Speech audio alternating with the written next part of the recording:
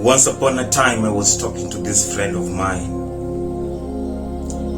We were very good friends back in college, and after finishing college, everybody went apart. Then a week ago we met and we were talking about how life has been after campus. And there is something that both of us tend to believe that had happened more of similarly, at least to most people we know, than it was different.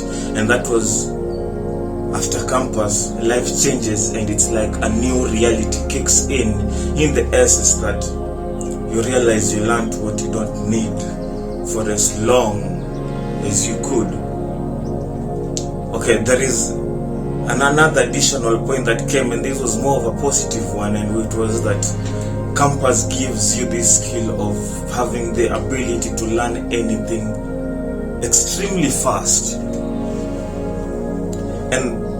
And he said, if you tap into the former, that you have to do what you studied in campus, then you realize how useless college was, because there is nobody who is even willing to. And even if you get employed in that sector, you realize that what's being done in the real field is really different from what it is in the real world.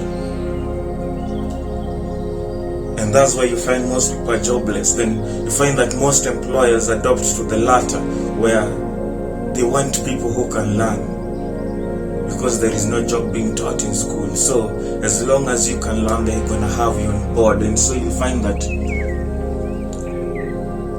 people who are very, they came out here with the aim of, I want to get this job and I want to make it right, find themselves not making anything at all in the first place.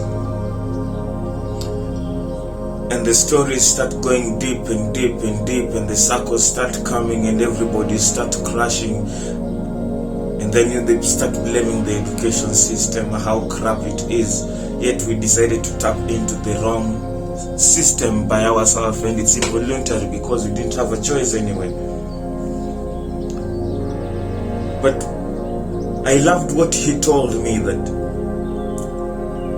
tap into the element of learning, and when you learn that thing consistently and get yourself in the field where this thing is done, and you do it consistently for as long as you possibly can,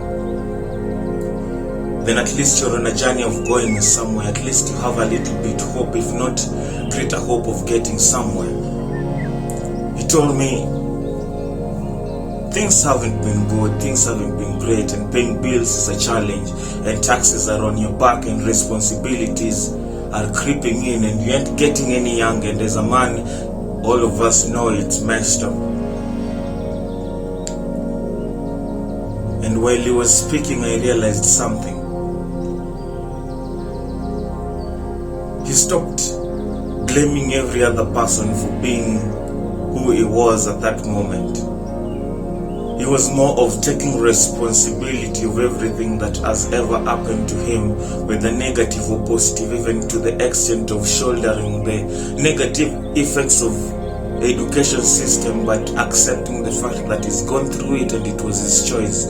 Yet all of us know it was involuntary, but he's arrived at this maturity level whereby he can take it the way it is without flickering. And that really touched me. Maybe I'd love to ask you some questions. Let's say, for one,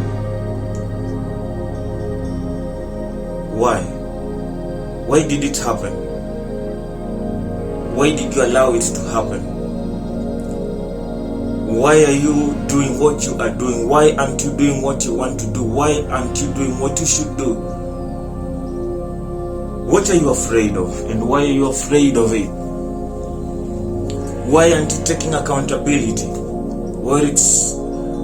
What's so bad about it? What are you scared of? Are you scared of death or life or something?